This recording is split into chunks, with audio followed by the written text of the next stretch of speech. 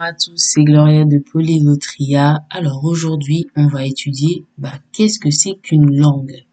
C'est parti pour le générique.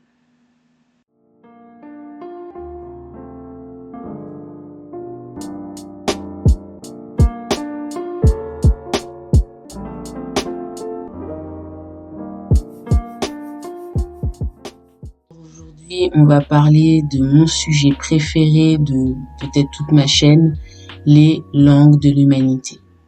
Alors comme intro, je voulais d'abord rendre hommage à un auteur qui m'a permis d'être polyglotte, qui m'a permis d'ouvrir mes œillères. C'est l'auteur Michel Malherbe qui a écrit un livre formidable qui s'appelle Les langages de l'humanité. Et c'est grâce à lui que j'ai pu comprendre ce que c'est qu'une langue. C'est grâce à lui que j'ai pu comprendre à quoi ça servait les langues en général, les groupes de langues, le lien entre les langues, le lien entre les peuples. Et je tenais vraiment à ce que ce contenu lui soit dédié. Je ne sais pas si un jour il écoutera cet audio, mais il a écrit mon livre préféré. C'est un livre avec lequel je voyage beaucoup. C'est un livre qui me permet de me comprendre la majorité de mes frères et sœurs de l'humanité. Et c'est grâce à lui que je peux faire cette vidéo, entre autres avec mes autres sources qui sont diverses, pour vous parler des langues. Donc, pour entrer dans le vif du sujet, qu'est-ce que c'est qu'une langue? Dans le dictionnaire Larousse, il y a 9, vous avez bien entendu, 9 définitions de ce que c'est qu'une langue parlée de communication. Donc, bien sûr, vous avez la langue qui est l'organe, qui est considéré comme le corps charnu, allongé, mobile dans la cavité buccale, etc. Mais vous avez aussi et surtout la langue parlée, qui est donc le système de signes vocaux de communication entre les individus. Après, on vous parle de système abstrait à la parole. Ensuite, on vous dit un ensemble de règles linguistiques pour pouvoir communiquer. Une manière de parler et de s'exprimer. Un système d'expression d'un groupe social.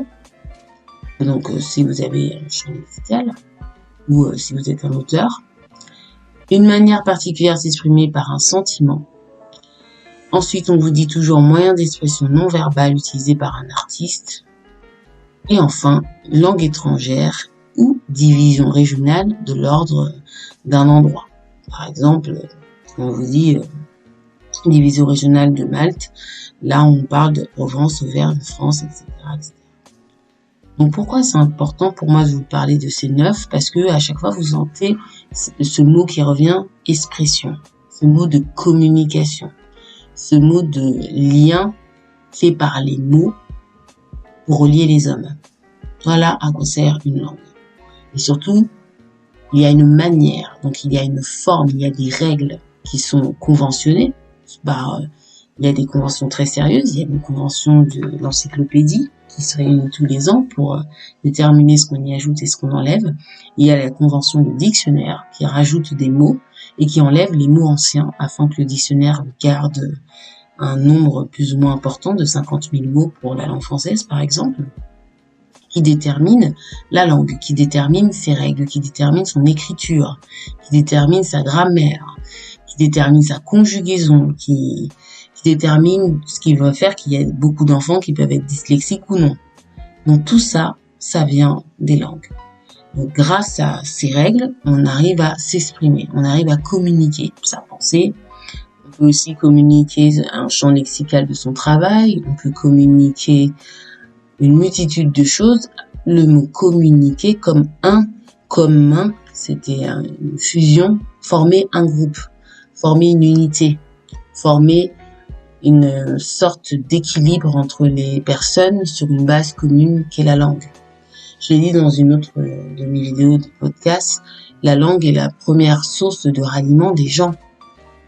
Pourquoi est-ce que si Haïti explose, toutes les Antilles regardent ce qui s'y passe? Parce que les Haïtiens parlent un créole que les Guyanais, les Martiniquais et Guadeloupe comprennent. Donc ces peuples on partage un groupe de langues commun qui permet à eux de tous communiquer, de se comprendre. Et bien évidemment, s'il y a un problème dans le territoire, la population va migrer tout naturellement vers des peuples avec lesquels elle peut communiquer. Donc c'est important de comprendre l'enjeu des langues.